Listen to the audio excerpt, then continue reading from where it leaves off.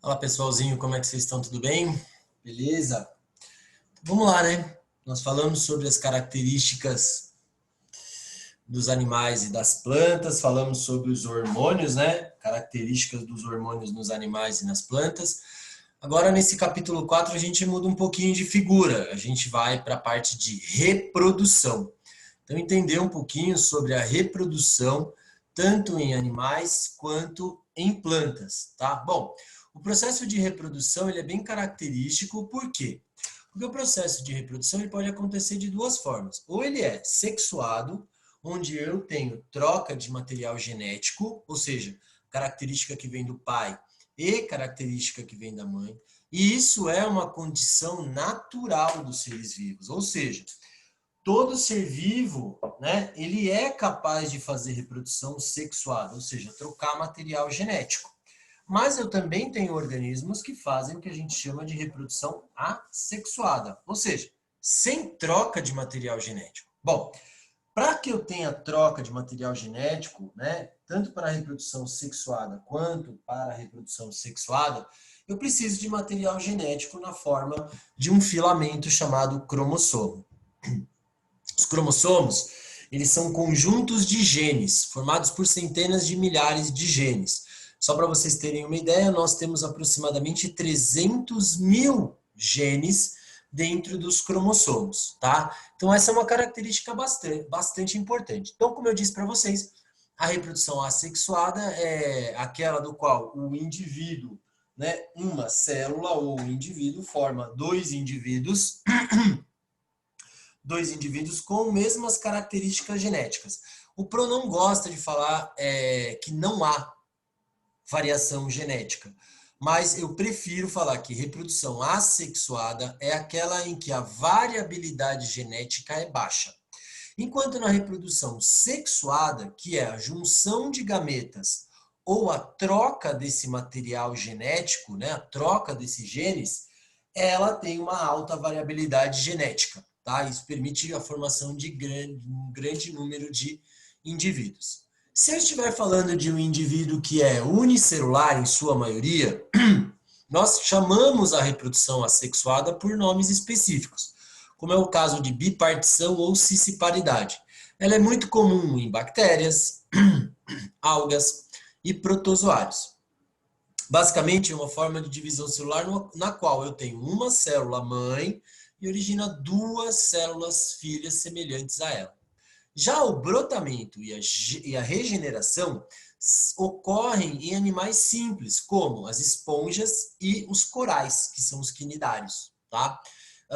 Começa com o desenvolvimento de um conjunto de células que formam um pequeno broto. Então, olha aqui, ó, bonitinho, o brotinho da hidra. Tá? A hidra é uma água-viva, uma parente de um coral. Tá? Então, essa é uma característica. E a regeneração ela ocorre em algas pluricelulares, poríferos e nos equinodermos como a estrela do mar, tá? Nós temos também isso em quinidários. Em alguns quinidários eu também tenho regeneração, só que de forma colonial. Então aqui, ó, um braço que foi perdido de uma estrela do mar, formando uma nova estrela do mar. E já na reprodução sexuada, aí nós temos o que a gente falou na outra aula sobre os hormônios, temos hormônios masculinos e femininos, e a estrutura do sistema reprodutor masculino e feminino. Então você tem no caso do sistema masculino o pênis, o testículo, onde são produzidos os espermatozoides, o canal da uretra, que para nós homens é comum para o processo sexual e para fazer xixi, tá? E você tem a bexiga logo ali acima, né? E o chamado canal deferente, que é o que leva os espermatozoides até o canal da uretra, tá? No caso da mulher, ela tem os ovários, né? Ela tem a tuba uterina, o útero e o canal vaginal, tá? Então essas são as duas estruturas e elas são controladas por dois hormônios básicos, a testosterona no homem, tá? A testosterona no homem e a progesterona na mulher, ok? Então essa é uma característica bastante importante, tá? Uma característica bastante importante desses grupos. ok? Então, isso faz com que a gente entenda um pouco sobre a reprodução. Agora, tem formas de reprodução, né? A gente pode falar aí das formas de reprodução. Eu posso falar sobre a fecundação interna e externa. Como o pênis ele entra no canal vaginal, eu tenho fecundação interna. Quando eu lanço os gametas, né, que são os espermatozoides e óvulos, na água, como em alguns animais aquáticos, isso aí já é o que a gente chama de fecundação externa, ok? Então, essa é uma característica bastante importante. Então, na fecundação, né, interna, ela ocorre dentro do corpo da fêmea. Isso é muito característico. Tá? Então, em diversos invertebrados, várias espécies de peixes, todos os répteis, aves e mamíferos, a fecundação ocorre dentro da fêmea. E em alguns outros invertebrados, diversas espécies de peixes, anfíbios, equinodermos, poríferos e quinidários, que são as águas-vivas, os espermatozoides e óvulos são liberados na água. Então, aí nós temos o que a gente chama de fecundação externa. Outro detalhe importante está relacionado ao que a gente chama de morfologia sexual, quanto à forma. Nós temos animais que são dioicos, sexos separados, então eu tenho um macho e uma fêmea como nós, e os animais que são monóicos ou hermafroditas, dotados dos dois órgãos viáveis, ou seja, funcionando, tá? E que podem ser por autofecundação, como é o caso da tênia, que é um parasita intestinal, ou das minhocas, que a gente chama de hermafroditismo cruzado, ou seja, obriga o animal a copular com outro. Porém, as minhocas apresentam os dois aparelhos reprodutivos, ok? E aí nós temos algumas formas de desenvolvimento, tá? Então nós temos a partenogênese, que é quando um óvulo, né, ele forma um organismo, ele forma um animal. No caso das abelhas, ele forma os zangões, tá? A pedogênese, em que as larvas, né, elas já atingem, né, a fase sexual madura na fase, né? Então ele fala que as larvas podem dar origem a outras larvas antes de atingirem a fase madura, como é o caso do esquistossomo. E a neotenia, que é animais que apresentam maturação sexual no estágio de larva, como ocorre, por exemplo, com as salamandras, que é um anfíbio, tá? Então ele fala, aponte as vantagens de ocorrer partenogênese para as espécies que a realizam. É que você não precisa do macho. Pronto. A partir de uma fêmea você produz um macho. Então você não precisa de uma produção de machos. Então essa é uma característica bastante particular do processo de partenogênese, ok? Então depois vocês anotem isso aí. Indique pelo menos uma desvantagem desse processo. É a baixa variabilidade genética, tá? Então essa também é uma característica, é a baixa variabilidade genética que ocorre em partenogenia, né? Partenogenia, porque dá origem a o óvulo origina o zangão. Então o óvulo vai ser fecundado e ele tem o mesmo material genético da fêmea. Então a baixa variabilidade genética é um fator importante como desvantagem nesse processo. E aí ele desafia a gente nesse processo, né? Ao longo de gerações, o número de cromossomos de uma espécie se mantém. Isso é muito importante para assegurar a realização de atividades dos organismos, que dependem da constância do material genético. De que forma a formação dos gametas, de que forma a formação dos gametas e a fecundação possibilitam que isso aconteça? Porque elas ocorrem através de uma divisão celular importante. E essa divisão celular importante que ocorre, ela mantém o número de cromossomos constante, assim como a fusão desses gametas, tá? Então, pelo fato de fundirem os gametas, com metade do número cromossômico do pai e da mãe, formam um indivíduo inteiro, ok?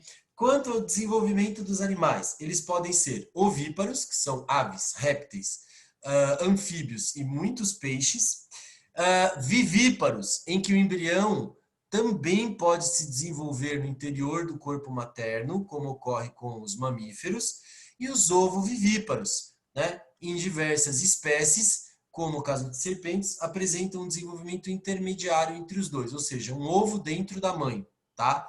Que ele acaba eclodindo dentro da mãe. E aí aqui a gente observa, né? O ovo terrestre de um réptil Então, você vê lá o saco vitelínico, que é a gema do ovo. Aqui você tem a clara do ovo, que é o espaço em branco. Aqui o embrião, que você observa, tá? Que armazena os nutrientes. Perceba a diferença entre o saco vitelínico de um mamífero e de uma ave, ou de um réptil. Por que tem essa diferença? Porque você tem a formação do cordão umbilical, tá? Então, quem alimenta o feto é o cordão umbilical da mãe. Aqui, quem alimenta o feto é o vitelo. Então, aqui o vitelo ele desaparece e depois fica só o cordão umbilical da mãe. Aliás, um detalhe importante, dentro dos mamíferos, nós temos 3 grupos, né? Os placentários, que formam placenta, como nós, os marsupiais, como o canguru, que tem a bolsinha, e os monotremados, que são mamíferos que colocam ovo, como o ornitorrinco e a equidna, tá? Outro detalhe importante é o desenvolvimento. Ele é direto quando do papai, do filhote, ele é idêntico à mamãe e ao papai, porém com características menores. Ele é uma miniatura do papai e da mamãe, como é o caso dos cães, tá? O cachorro, macho, o pai, a mãe, ele é o filhote pequeno, mas ele tem as mesmas características, 2 orelhas, 2 olhos, um nariz, uma boca, 2 patas, um rabinho e etc. E o desenvolvimento indireto é aquele que passa por uma etapa intermediária que vai gerar um indivíduo completo. No caso dos anfíbios, né? No caso dos sapos, o sapo quando nasce é girino, ele tem uma cauda e um par de patas. Quando ele é adulto, ele não tem cauda, ele vai ter só 2 pares de patas. Então ele sofreu uma metamorfose parcial, um desenvolvimento indireto parcial, que a gente chama de com H, hemimetábolo, metábolo de transformação. Já as borboletas, por exemplo, têm a sua fase de lagarta, e na fase alada, que é a borboleta, né, é um animal alado, voa, você tem aí o que a gente chama de holometábolo, tá? Então, holometábolo é porque é uma transformação completa. Uma lagarta que não tem asa, não tem nada, um corpo mole, para uma borboleta que é um animal alado. E nós temos os animais ametábolos, que somos nós, né? Que não sofrem transformação no corpo, né? Alteração morfológica no corpo, conforme vai se desenvolvendo, né? Então ele vê aqui, ó, né? Foi você que chamou um especialista em eficiência organizacional? Então ele fala, né? Caracterize o tipo de reprodução. É uma reprodução assexuada, né? Porque eu estou criando pequenas cópias, né? De um mesmo tipo de indivíduo aí, na brincadeira, uma centopeia. Apesar de centopeia não ter essa característica de se multiplicar dessa forma, mas o que ele está observando aqui é uma reprodução assexuada, são cópias, né, do original que eu estou vendo aqui, ok? Então, bem legal essa tirinha, bem curiosa essa tirinha. E aí ele fala sobre um pouco mais, coisas mais características, mais importantes, como é o caso da clonagem. Não, a clonagem ela aconteceu na década de 90, em 1998, eu estava na faculdade nessa época, por cientistas escoceses. A humanidade com um misto de entusiasmo, admiração, mas também um pouco de desconfiança, que vem batendo sobre a obtenção de indivíduos com o uso dessa tecnologia. A palavra clone, que vem do grego clon, que significa broto, tá? É um processo que ocorre naturalmente nos processos de reprodução assexuada, em que originam-se indivíduos geneticamente semelhantes entre si, né, iguais à mãe, né, semelhantes à mãe, ou artificialmente ou em laboratório, com uma população de novas células, tecidos ou indivíduos a partir do material de uma única célula. Explica as vantagens da clonagem, tá, na produção de alimentos. Galera, a principal vantagem da clonagem na produção de alimentos é a produção em larga escala, grande número de indivíduos num curto espaço de tempo. Então eu produzo milhares de plantinhas em laboratório, né, como característica.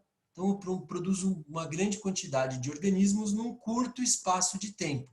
Então esse é um método de clonagem. Que preocupação desperta, né, com o uso generalizado dessa prática? Eles acabam tendo medo que ocorra a clonagem de humanos. Então, isso é o principal medo, né, que eles têm em relação à clonagem. Né? Então, você clonar animal, você clonar planta, tudo bem. Né? Agora, você clonar um ser humano a partir de células de um indivíduo é bastante complicado. Então, o maior medo que está associado a esse grupo, né, de cientistas é exatamente o fato de que eles têm medo que comecem a fazer clones humanos, tá? Então, para evitar esse problema aí de clonagem de seres humanos. E aí ele fala, né, uma população que habita um ambiente natural sujeito a grandes variações, que reprodução é mais vantajosa, sexuada ou assexuada? Galera, preste bastante atenção nisso. Quando você tem uma grande alteração ambiental, quando se tem uma grande variação ambiental, o mais vantajoso é a reprodução assexuada. Então, é melhor porque você produz grande número de indivíduos num curto espaço de tempo. E isso facilita a chance de sobrevivência dessa espécie, tá? Agora, a longo prazo, eu posso garantir para vocês que a reprodução sexuada é a mais vantajosa. Por quê? Porque quando um indivíduo, né, eu posso falar isso com certeza, que quando um indivíduo sofre muitas variações, muitos indivíduos morrem. Por esse motivo, é muito mais vantajoso você ter uma alta variabilidade genética, o que permite uma grande adaptação ao meio, do que você produzir vários indivíduos muito parecidos. No final, acaba dando um sério problema, que se morre um, acabam morrendo todos os organismos. Então, invariavelmente, grande variação ambiental é muito mais vantajoso, você ter a reprodução sexuada, ok? Então é bem característico esse fator, tá bom? Então vamos dar sequência aqui. E ele fala, a fecundação pode ocorrer no interior do organismo, interna, ou no ambiente, externo. Por que organismos que realizam fecundação externa geralmente vivem em ambientes aquáticos? Porque o ovo, na água, ele fica mais protegido contra a perda de água. Que doido, né? Porque protege ele contra a perda de água. Então, no ambiente aquático, ele fica protegido contra a perda de água, tá? Então, por isso que a maior parte dos indivíduos que tem fecundação externa, eles colocam os ovos na água, ok? Classifique os organismos de acordo com o tipo de reprodução, fecundação e desenvolvimento. Então, vamos lá, as abelhas. As abelhas, elas têm reprodução sexuada, tá? Fecundação, ela é interna, tá? E o desenvolvimento é direto, ok? Minhocas, a reprodução sexuada, fecundação é interna e o desenvolvimento é direto. Lagartos, reprodução sexuada, fecundação interna, desenvolvimento direto. Macacos também, né? Reprodução sexuada, fecundação interna e desenvolvimento também direto, beleza? Répteis, aves e mamíferos são vertebrados terrestres, que apresentam, sem exceção, fecundação interna e respiração pelo pulmão. Explica a relação entre a característica da conquista do ambiente terrestre por esses grupos. Então, vamos lá. A principal característica para os répteis é a presença de ovo, um ovo chamado de ovo terrestre, que você pode falar que também é ovo com casca. Então, ovo com casca é uma forma de você proteger o embrião, ok? Contra a perda de água. Então, essa é a principal característica, tá?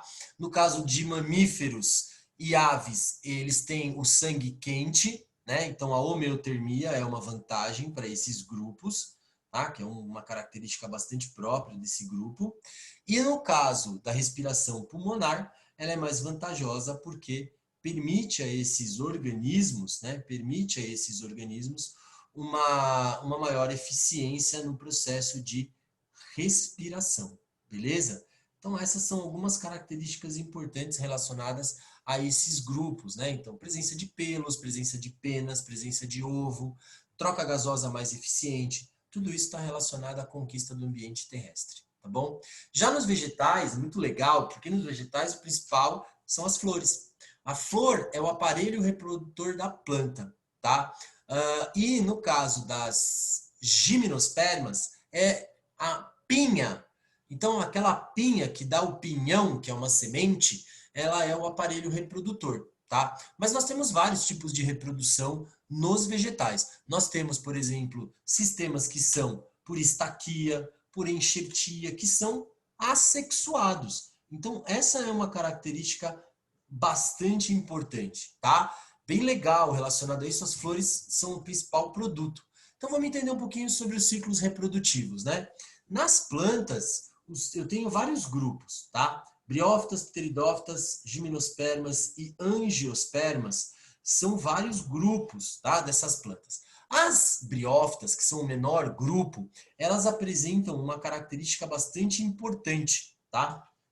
Elas apresentam o que a gente chama de uma fase reprodutiva sexuada e uma outra assexuada. E elas dependem da água para a fecundação. Então, a água precisa chegar até esses organismos, tá?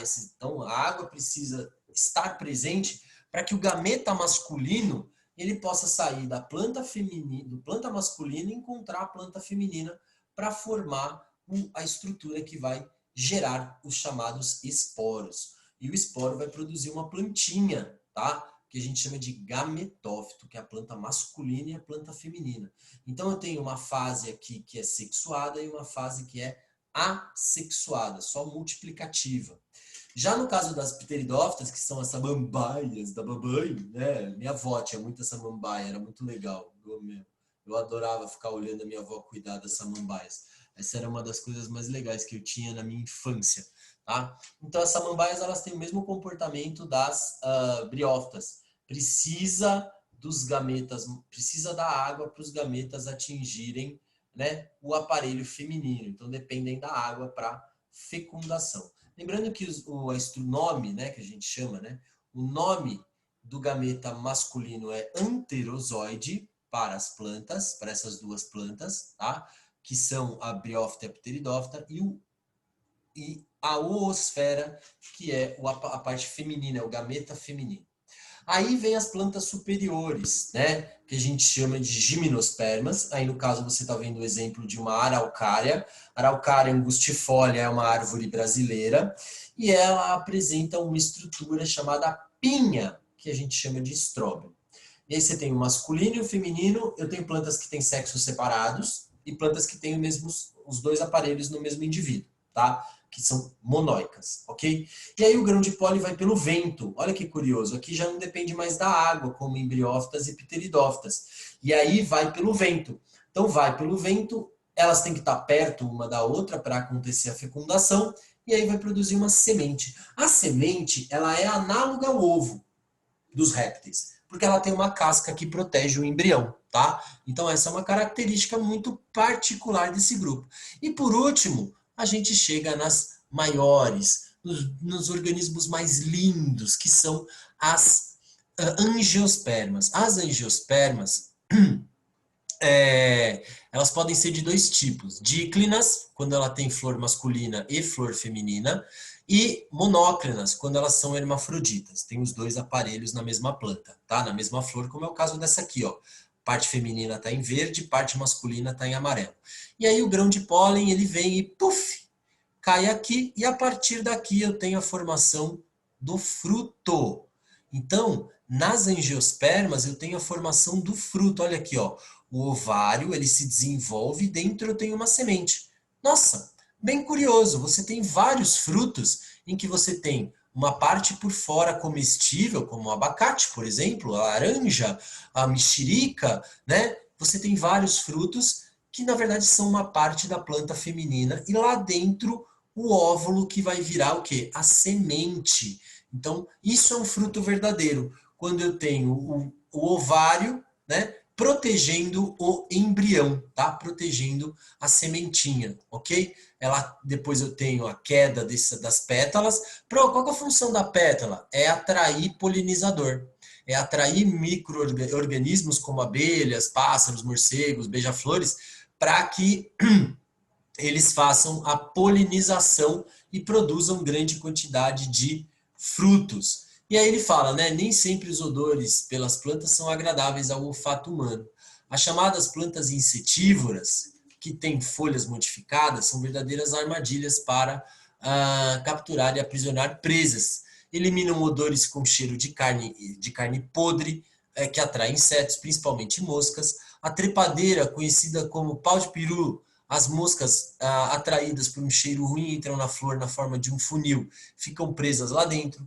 Então, lá dentro, ao se debaterem, liberam grãos de pólen que trouxeram de outra flor e ficam impregnadas com grãos de pólen da flor em que estão. Esses são apenas 2 exemplos de uma grande variedade de plantas encontradas na natureza. Em grupos, depois, a gente vai fazer essa atividade, né? Procurem na casa, nas praças, na própria escola, né? Que estejam com flor, ou ao longo de alguns dias e observem essas flores em seus ambientes, né? Em seguida, façam uma pesquisa sobre as plantas observadas. E fica a dica aqui do Pro. Tire uma foto da planta, que é bem legal para a gente montar um fichamento. E aí a gente vai discutir bastante essa montagem na nossa aula de Zoom, tá? Bom, a polinização das plantas, ela pode ser uma polinização autônoma, ou seja, chamado de autopolinização, quando o próprio grão de pólen da mesma flor cai sobre ela, tá? Sobre o feminino, formando um fruto. E a polinização cruzada, que é feita com a ajuda de outros organismos, como abelhas, morcegos, beija-flores, vespas e assim por diante, tá? Para produzir o que, Pro? O fruto. Galera, fruto verdadeiro, ele tem que ter 3 estruturas, chamado pericarpo. Epicarpo, que é a casca do fruto, mesocarpo, que é essa parte mais amarelada, tá? E uma camada bem fininha, que é essa esbranquiçada que você está vendo aqui, chamada de endocarpo. E dentro dele você tem a semente, tá? E o embrião tá lá dentro da semente que vai gerar o pé do abacate que você pode fazer na sua própria casa. E aqui nós temos alguns tipos de frutos, né, diferentes. Então eu tenho aqui um fruto que não é de polinização, que é a banana, que é um fruto partenocárpico, tá? Fruto que não tem baga, né? Fruto que não é carnoso, não tem polpa, como é o caso da castanha, das nozes, tá? O fruto partenocárpico, ele se desenvolve a partir de uma estrutura, tá? Sem que tenha fecundação, ok? Então ele é um fruto falso, tá? Que a gente fala. Por que é um fruto falso? Imagem de cima, por favor, voltando, tem que ser assim para ser um fruto verdadeiro. Pericarpo precisa ter epicarpo, meso e endocarpo. E a semente lá dentro. Caso contrário, não é. E aqui eu tenho o que a gente chama de pseudofruto. Parece um fruto, mas ele não é. Ele é só uma parte da flor que foi desenvolvida, tá? Que no caso, cada manchinha branca dessa aqui é uma flor do morango. Então o que você come são pequenas estruturas da flor do morango, ok? Outro detalhe importante, revela-se uma coisa que vocês já fizeram alguma vez na vida de vocês, tá? Que é o tipo de semente. Eu tenho 2 tipos de semente. Aquela que é uma estrutura única, como é o caso do milho, por exemplo, tá? Que amarelinho, tal, bonitinho. E é o feijão, que apresenta dividido em 2 partes, que a gente chama de cotilédone. Então, o cotilédone, o que é? O cotilédone ele não é nada mais do que o material que vai fazer o embrião crescer. Simples assim, tá? Então, o embrião vai crescer se alimentando desse cotilédone, que é formado de um açúcar chamado amido, tá? Então, ele vai metabolizar, né? Ele vai se alimentar do amido, ok? E aí ele vai crescer. É assim que funcionam com as plantas que apresentam sementes. Tudo bem? Bem legal, né? Eu gosto muito dessa parte. Amo plantas, eu tenho várias plantas na minha casa e a nossa aula de Zoom vai ser bem legal relacionada a isso. Aí ele fala, de uma planta envasada, desprendem-se folhas que caindo na terra desenvolvem novas plantas. Que tipo de reprodução é essa? É reprodução assexuada. Se a partir das folhas que caem crescem novas plantas, nós chamamos isso de reprodução assexuada. Eu chamo de estaquia, tá? Que ela vai cair. Em que condições essa reprodução é importante? Quando faltam flores, por exemplo, né? Em períodos em que eu não tenho floração, em que eu não tenho a produção de flores e frutos. Uma laranja foi cortada ao meio, revelando a existência de 10 sementes. Quantos óvulos tinha a flor que deu origem a essa laranja? 10. Por quê? Cada óvulo forma uma semente, quando é fecundado pelo grão de pólen. Quantos ovários, tá? Quantos ovários tinha nessa flor? Um ovário só, tá? Então ela é ovariana, tá? Ela tem vários óvulos, mas ela tem só um ovário, porque tá tudo dentro da laranja, beleza? Estróbilos das gimnospermas não tem perfume nem cores. Qual é o agente que transporta o grão? O grão de pólen é transportado através do vento, tá? Por quê? Porque o grão de pólen dele possui uma estrutura que parecem asas. Então ele é transportado pelo vento, tá? Então bem legal também aí as gimnospermas. A banana é um fruto partenocárpico, partenos, virgem, carpo, fruto, tá? Isso quer dizer que ela se desenvolve sem que o ovário tenha sido fecundado. Por essa razão, ela não tem sementes, que são comuns na maioria dos frutos. Como ocorre a reprodução na bananeira? A bananeira, ela se reproduz por clonagem, tá? Ela se reproduz por caules subterrâneos que vão formando novas bananeiras, ok? Então, quando uma bananeira fica doente, ela acaba transmitindo a doença para todas as outras bananeiras, beleza? Galera, bem legal esse conteúdo. Nós vamos fazer essa sessão extra em aula para facilitar a vida de vocês, tá? Para a gente poder encerrar de maneira bem legal esse nosso capítulo 4, fechando a nossa apostila. Lembrando que já já vocês têm que fazer a avaliativa 3, tá? Entregar a avaliativa 3 aí até a próxima semana para a gente começar a avaliativa 4. Beleza, galera? Então fica aqui meu super beijo para vocês. Boa semana!